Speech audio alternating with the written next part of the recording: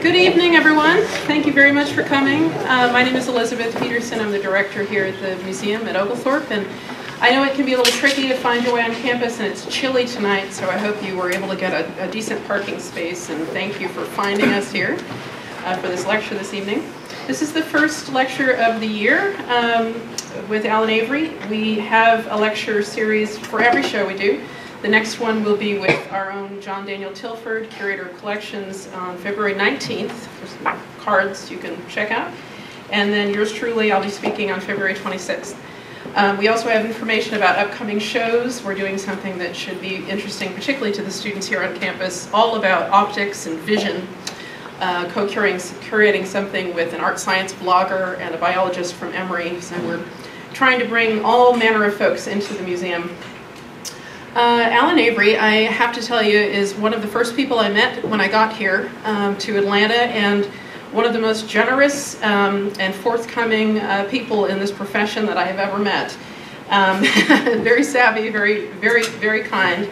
And I understand that he's been in business for a good 30 years. I'm probably telling you things you already know, since I know many of you are loyal Avery followers. But for those of you who don't, he is Alan Avery Art Company on East Paces Ferry Road, and represents a tremendous number of artists: Rauschenberg, Close, Frankenthaler, Gray, whose work you see here, Garrett, whose beautiful paintings you see to the left and right. And he's going to speak with us this evening about landscape and how landscape becomes art. So I also want to mention that he's got work by Larry Gray and by Garrett on view in the gallery through the beginning of March. Beginning of March, and then following that, Chuck Close self-portraits, March to April. So enjoy. Alan Avery.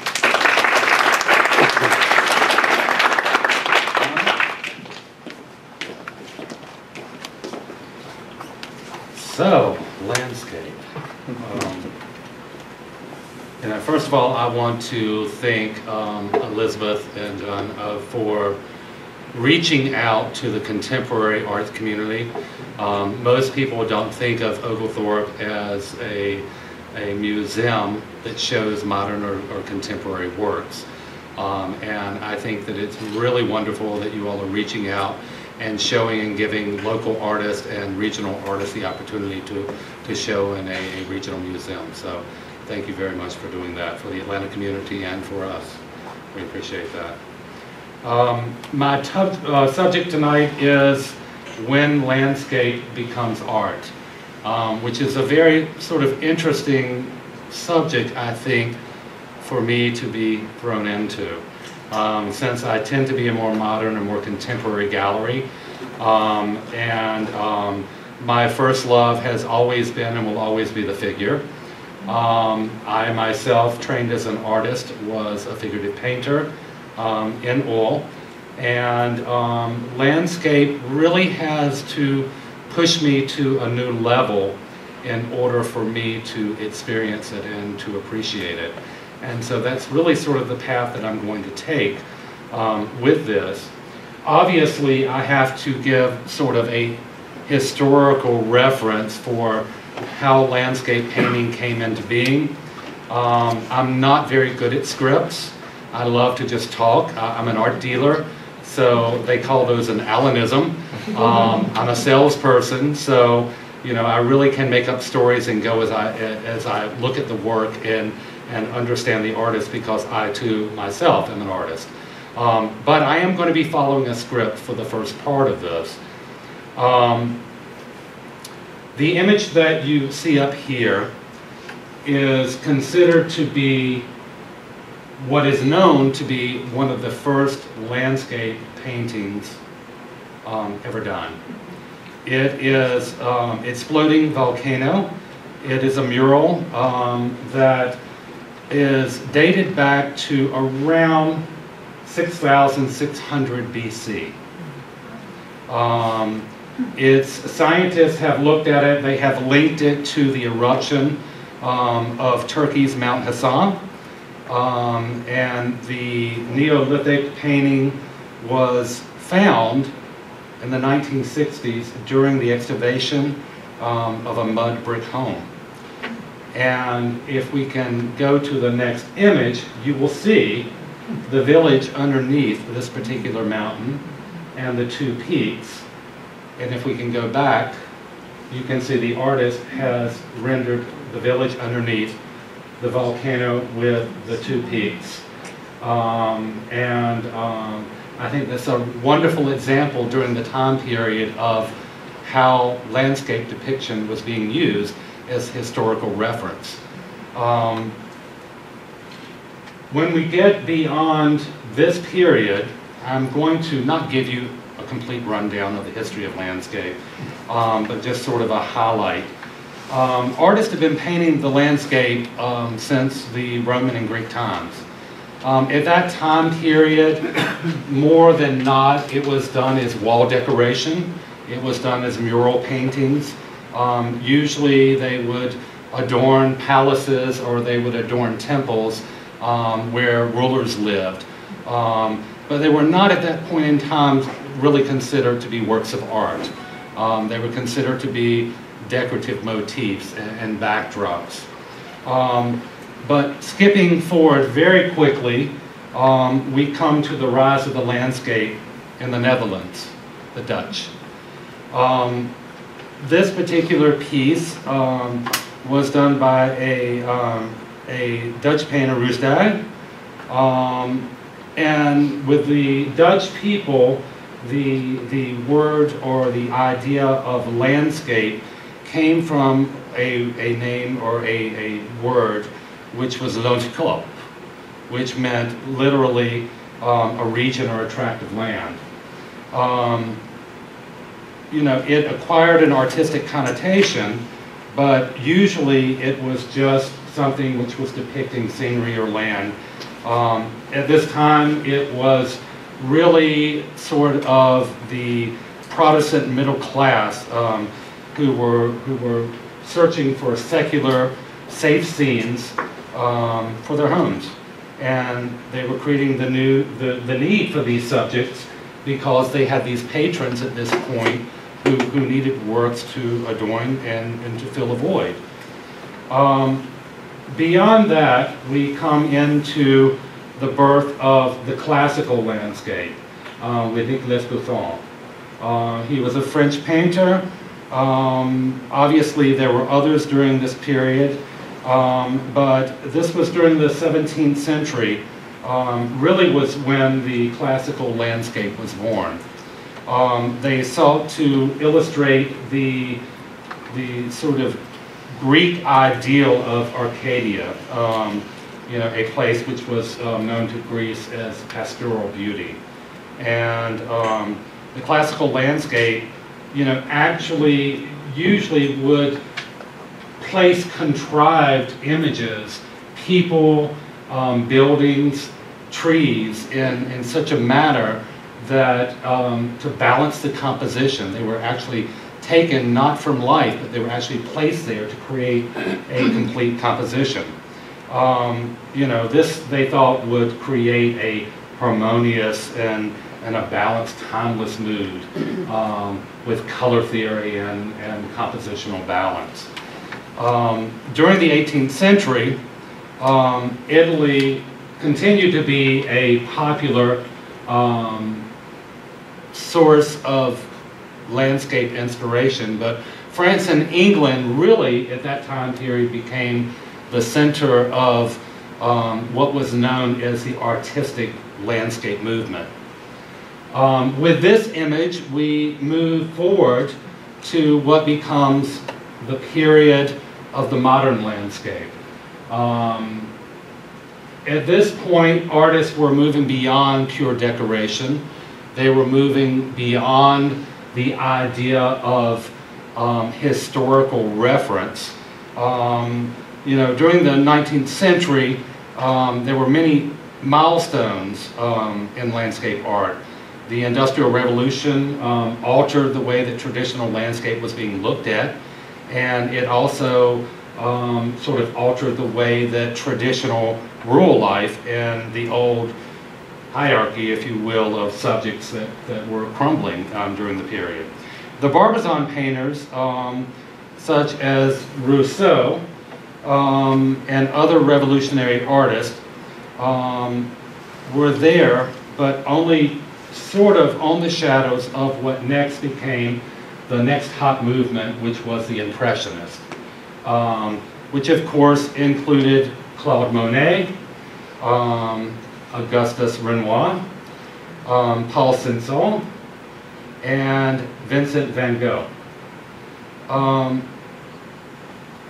This was a period really that I believe, as a dealer and someone who has studied art all of my life, where we started to switch and where landscape, for me, starts to become art. We're no longer representing historical reference. We're no longer creating mere decoration or wall decoration, but we're looking beyond what we actually see in terms of a realistic landscape. We're interpreting, and we're bringing part of the artist's soul forward and emotion forward, something that goes beyond just what we see as literal traditional landscape. But I think that movement really sort of started taking a turn at the beginning of the century with an American artist, Georgia O'Keeffe. Georgia O'Keeffe was an artist that not only was depicting the Southwest, but she was doing so in bringing together the idea that landscape and the human body and the sensual sexualness of what could be brought forth in that were merged together. And this was a new idea. This was an idea that landscape and the human form could be merged. And the human form, as I've said, one of my favorite, sort of brings me into a period where I get more excited about what's going on. She, you know, really had cutting edge ideas on how one could take a subject, a composition, and take it into a social and to a statement about who she was, not only as a human being, but as a woman, but also as a woman of strength, and which certainly was followed by many women after that. But she was the first one to stand out of the boundaries of, this is what a woman painter should paint. This is what is expected for female artists to depict. She blew all of that away, and she was a woman of her own who said, okay, I am going to do what I want to do, not what you expect me to do. So I think that this was a real turning point, you know, in terms of what we perceive or what we see as the modern landscape. At the same time, but soon after, was when the early 20th century, when painters were continuing to embrace landscapes, but photography all of a sudden was gaining acceptance. It was gaining acceptance through two Americans primarily in terms of landscape, Ansel Adams and Edward Weston, both who were doing remarkable things technically with film and with light than had ever been done before. But I always find, and I chose to use Ansel Adams, I always find the symmetry and the connection of what O'Keeffe was doing and what Ansel Adams was doing, and somehow they have the same sensual human quality to them. You know, they're very sensual, and they have forms and folds like the human body, and somehow, even though they were coming from different perspectives, they were sort of looking at the landscape in the same way, I think. You know, Adams was revolutionary with his breathtaking views, his wild beauty of the American West. And of course, Weston was more concentrated and a little more focused on the human form. But Ansel Adams certainly was one of the forerunners who brought photography, and specifically photography in terms of landscape, into the forefront of the minds of collectors and the minds of curators. in terms of art. Then we come upon an idea, and I thought I would throw a rural landscape in here, even though we're not sort of dealing with that, and talk about photorealism. I'll have to say, first and foremost, and I may get criticism for this, photorealism is not a movement or a genre that moves me. It's not one of my favorites. I am one of the dealers, curators, who understands as an artist that anyone can learn to draw, and anyone can learn to render. If you are taught the rules, if you go through the classes, you learn the techniques.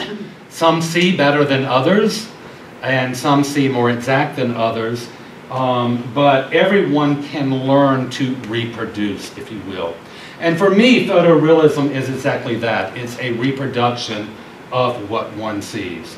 There are people who move outside of that. There are people who bring allegory and thought to that, and ideas to that. I think Edward Hopper would be a great example of that, because Edward Hopper moves me greatly.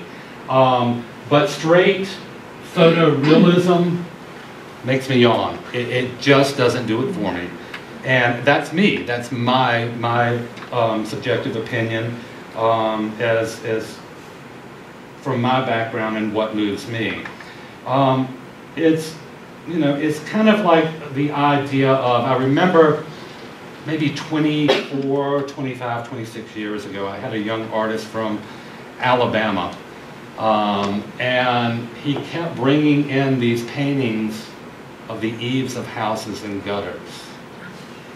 And I said to him, these are the best gutters I have ever seen. They're just beautiful.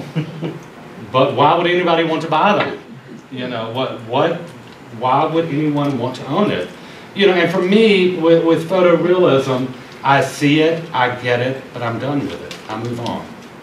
And I need something to draw me in, and something that's a little bit more the artist's view and what it is that they're trying to say. The reason why they paint, not for replication, but for bringing the viewer somewhere new that they've not been. So I finally had to tell this young artist, you know, as I looked out and pointed at gutters across the street from the gallery, I see them there, and I don't need them hanging on my wall. And so, you know, photorealism, although a legitimate school, and there are people who love it, it's not something that moves me.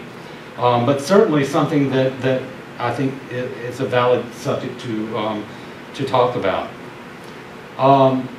In that vein of talking of things that don't move me or things that I don't understand, I'm always amused and baffled when a client comes into my gallery and says, Alan, we just bought a house at the beach in Miami.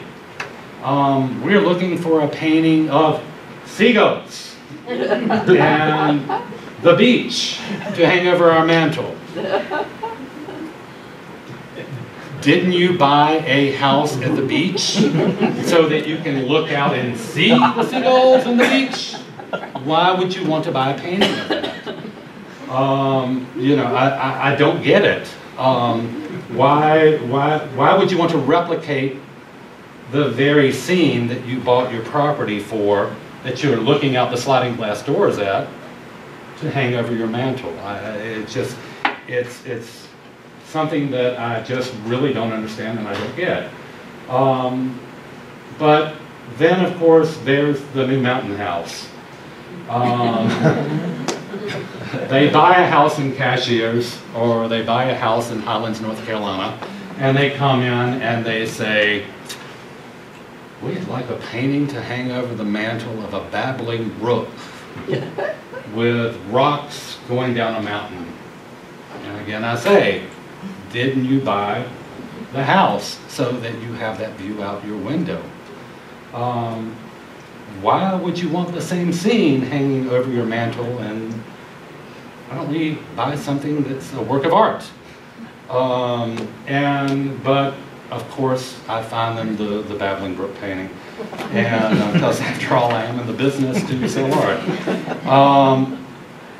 The artist that we have on view here, Larry Gray and Courtney Garrett over here. Courtney is an Atlanta artist. She is one of 2 Atlanta artists that I have signed in the last 3 years. Well, I have to take that back. I've just signed another Atlanta artist. Because I've been fortunate enough to be in the Atlanta gallery community now for 36 years. And am the oldest sustained contemporary gallery in Atlanta. So I've seen it all. I mean, I've seen every technique, I've seen every look, genre, the shiny paintings, the beeswax paintings, the encaustics. I've been through all of the different genres and color palettes. My favorite being teal and burgundy in the 80s. So what I look for in artists is artists who are continuing to evolve, are continuing to push themselves, and who have something to say. Larry Gray has been with me for 22 years. And Larry is probably represented in every major American museum that collects work. The Whitney, the Metropolitan, the Smithsonian, the LA Museum of Modern Art, the Boston Museum of Fine Arts have all collected his work. He made a pact with himself early on that he would never live in one place because he would bore the landscape for more than 5 years. And he's broken that promise. He now lives on multiple acres outside of Brevard, North Carolina. He moved there 14 years ago and never left. He went for his master's at Yale in painting and his undergraduate at University of Georgia. He's lived in South Carolina, he's lived in California, he's lived in Maine, but he never left Brevard, North Carolina. When I met him, he painted with brushes. And then he moved to anything that was not a brush. Rags, Q-tips, anything he could get his hands on. But now Larry paints with his hands. He says that he's gotten as close to his work as he can get. Of course, he paints in oil paint, so he does use gloves, so he's not directly against it for his health. But Larry's work is ethereal. He hikes, he's got the oldest living dog known to man outside of Ernest Hemingway. I think his dog is 23 or 24 years old. And I asked him once why he did not have a partner or a significant other, and he said, because most people look at my paintings and they may see a fire, they may see smoke, but that's not what it is. It's when the clouds part and the sun comes out and it hits that shard of umber glass, that broken beer bottle 4 miles away, and it bursts up an orange glow of light. And if I had a partner, I would miss that because I would be talking to them, so I don't want anyone in my life. You know, he's totally immersed in what he does. The Smithsonian has actually used him as an artistic point of view for documenting the changes in the ozone layer and the cloud formations. So they've documented his work for the last 30 years as he has painted. Larry moves me. His story, what he does, how he does, it moves me.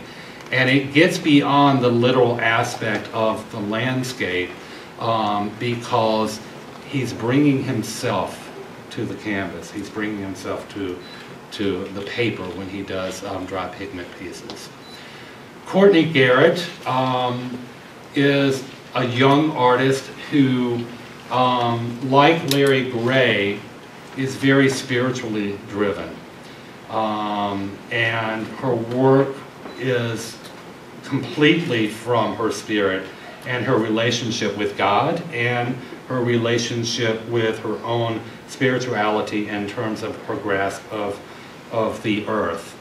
The idea of this particular series, and I will quote because I'm going to read from something she sent me, in its ever-changing nature, there is a real reference point for what landscape is.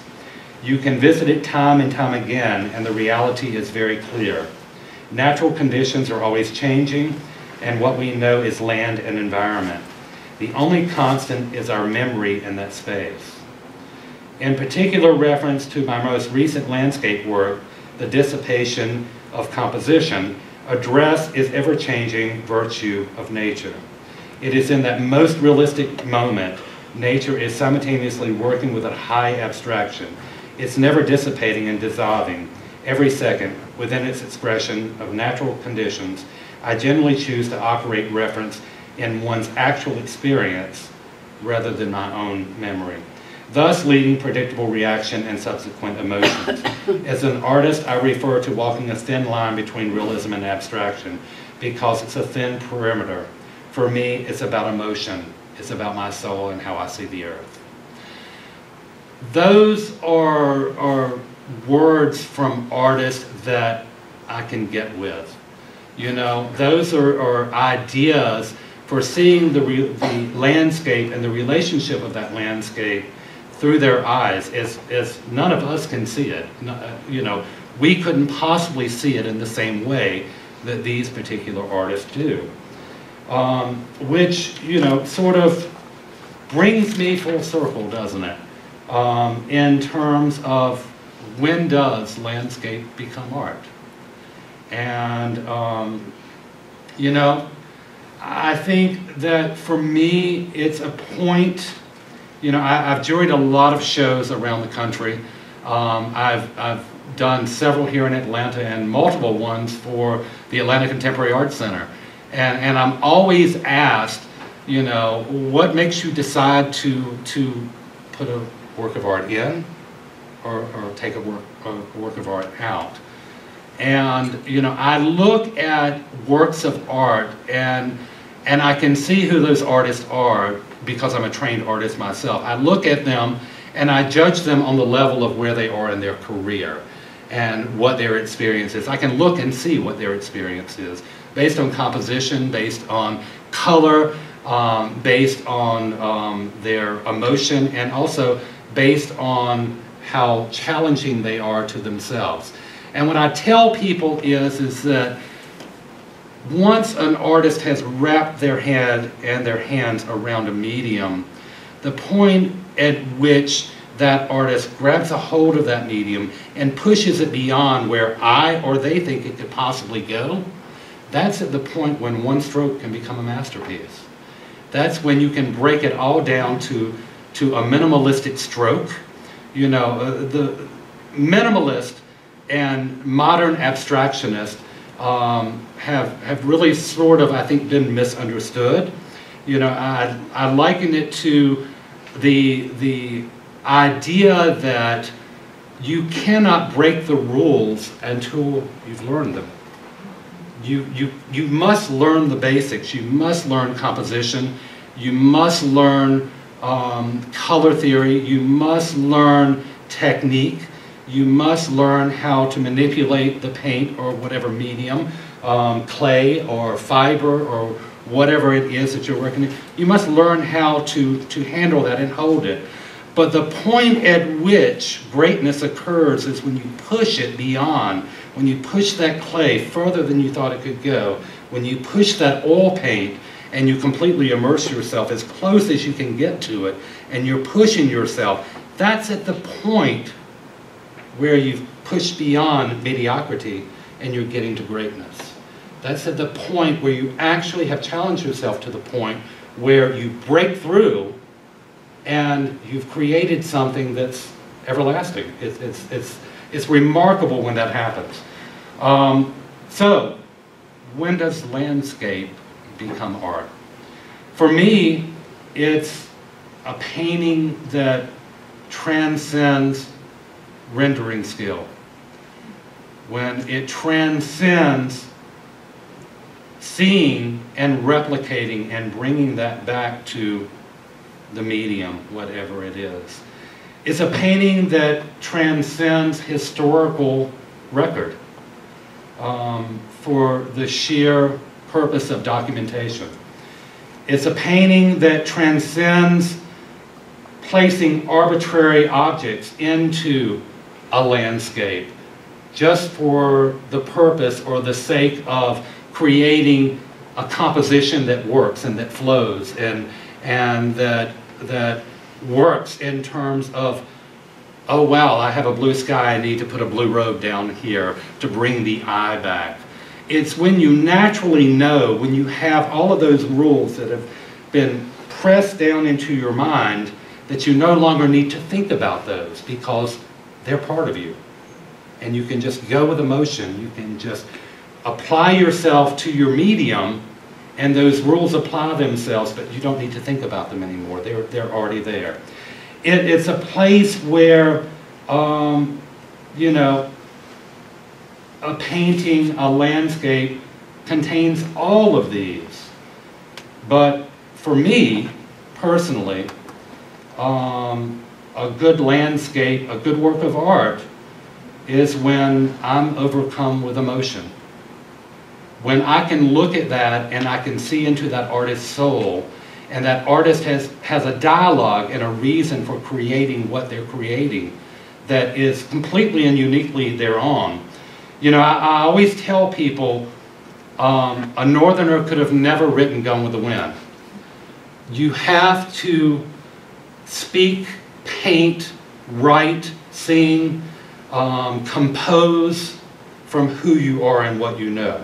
That's where the rawness, like Andrew Wyeth, that's where Andrew Wyeth's greatness comes out as a landscape painter, because he painted what he knew. That's where Thomas Hart Benton, who was my last show, that's where his greatness comes from. He left what he didn't know, abstract expressionism and modernism, and he came back to the heartland of America, and he painted what he knew. You know, criticized for painting the African American workers and post-slavery and still the chain gangs, because no one is supposed to do great murals of slaves and black people and the oppressed poverty that was actually going on in post-Depression era America. But that was who he was, that's where he came from.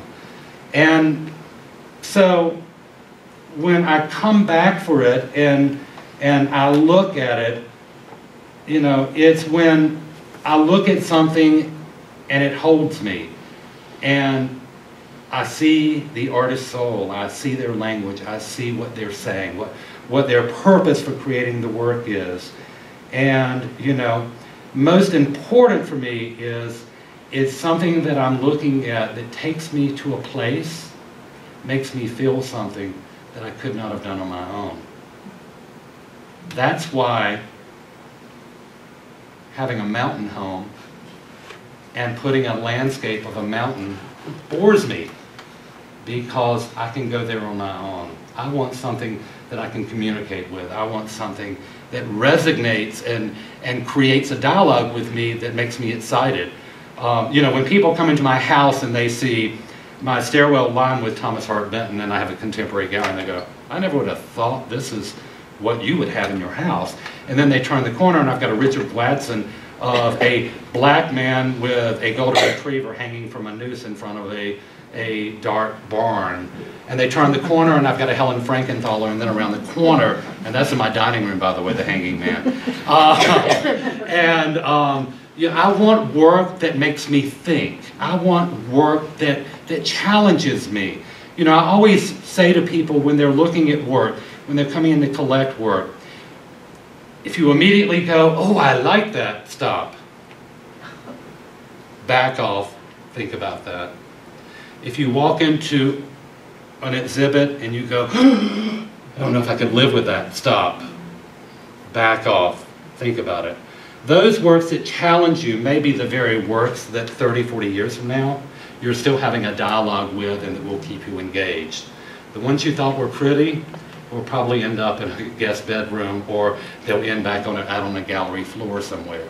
So I like work that has a dialogue, but more than anything else, something that takes me where I can't go on my own. And I think that that's what art should do. And you know, a landscape artist was once asked, you know, when do you know your landscape painting is where it needs to be? When do you know that it's a success? And this artist said, when it's one that spoke a message, a voice that would create an experience, one that would keep the viewer engaged and take them places that they will only see through my eyes. This is the point when I know it's ready to leave. Georgia O'Keeffe. I'd like to thank all of you all for coming tonight, and I hope that I've given you some insight into who I am. I hope that I've given you some insight into landscape history, but more than that, how I view it, and my opinion, which is subjective, of course, they always are, of when landscape becomes art. So I thank you.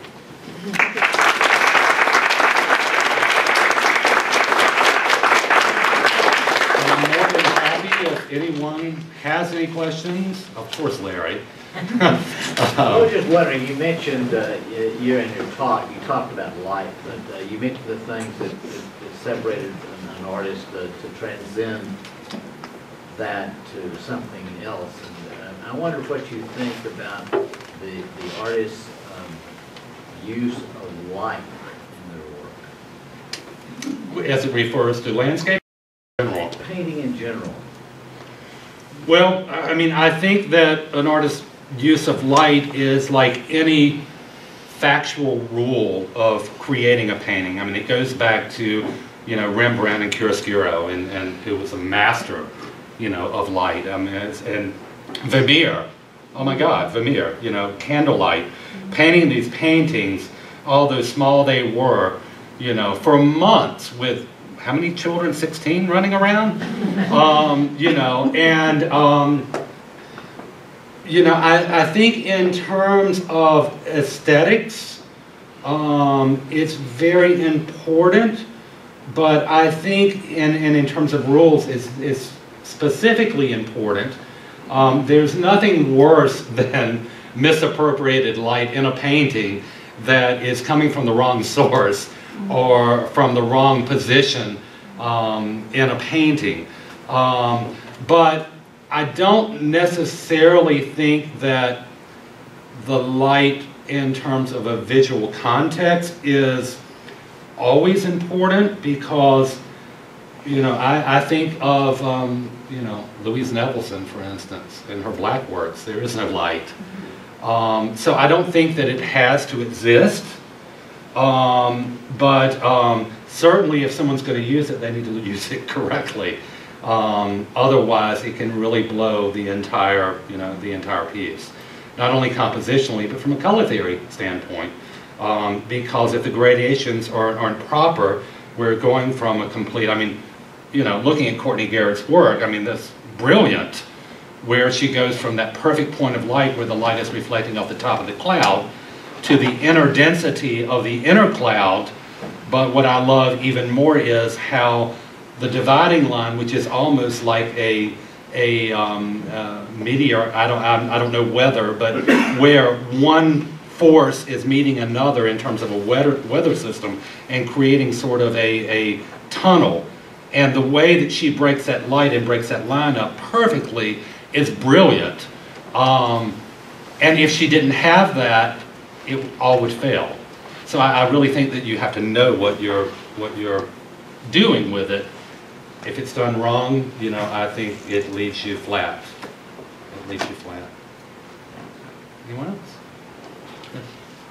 I was sort of wondering about the role of the studio and painting on site in this context. Plein air? Plein air. Yeah. Because then you have the factor you were talking about of memory, or actually being out in the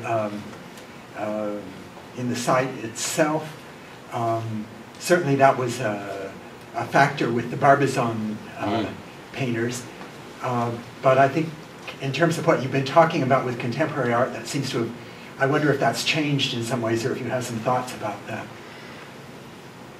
I don't think that it's necessarily changed. I mean, I have another contemporary artist who's actually a contemporary and was one of the students of Jasper Johns, his name is Gregory Botts. He has a studio in Santa Fe and he has a studio in New York. And he's sort of one of those artists that sort of, because he likes incorporating landscape and abstraction together, was overlooked. He sort of went under the radar, and I love finding artists like that that have been around painting for 40, 50, 60 years, but they've fallen under the radar. I mean, I've had many in my career that I've actually taken out of obscurity, who are 70, 80 years old, and brought them back up to master status. And I find that wonderful and exhilarating for me as a dealer. In terms of most of the artists that I know today who I have represented, or who I see as doing exciting landscape or recognizable imagery, modern imagery, tend to sketch plein air and come back to their studio, or they are memory and come back to their studio. Larry Gray does both, but his greatest paintings, and I've seen both, are when he goes out and he experiences the landscape and he comes back into a studio. His studio is incredible. It's like this barn, this 3-story barn in the middle of the woods. And it's got a pitch roof, and it's just a straight A-frame, really long, longer than this gallery space. And he has a library, one of those library ladders that you can pull. And he tacks these paintings up on the walls, 3 stories high. I mean, he may have 40 going at one time. And he'll work on them, he'll live with them for 5, 6, 7, 8, 9 years before he releases them. But he goes out and he experiences the landscape, and then he just comes back, and he only has a small little studio bed with a kitchen up on like this platform, and the rest is all studio, and it's huge. And he just goes from painting to painting to painting, working on them as he's experiencing them, but he also works out. But his memory paintings, I find his experiences are more raw, and they're more emotional. Gregory Botts, on the other hand, the way that Gregory works is he travels across the country from New York to Santa Fe. I love watching him on social media as he stops and he just pulls his easel out beside the road and he paints. And he creates these wonderful, sort of loose, vibrant landscapes on site in a much more abstracted format than we think of it of landscape. And those are his landscape paintings. But then he takes those landscape paintings and those sketches or finished paintings that he's done on canvas back to the studio, and he augments them and creates abstract works out of them. So he's using those within the context of his abstract work. As I said, art is subjective. You know, yes, I have a long lifetime of studying art and studying art history, so I may know more than the average Joe, but it still comes down to subjectivity and what attracts you and what moves you.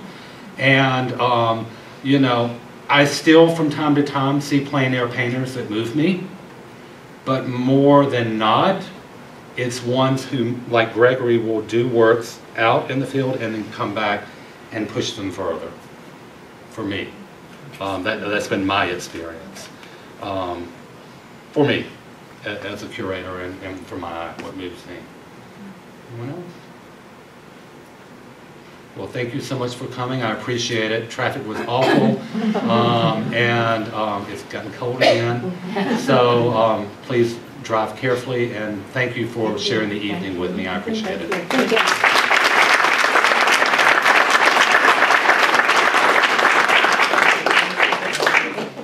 This image is so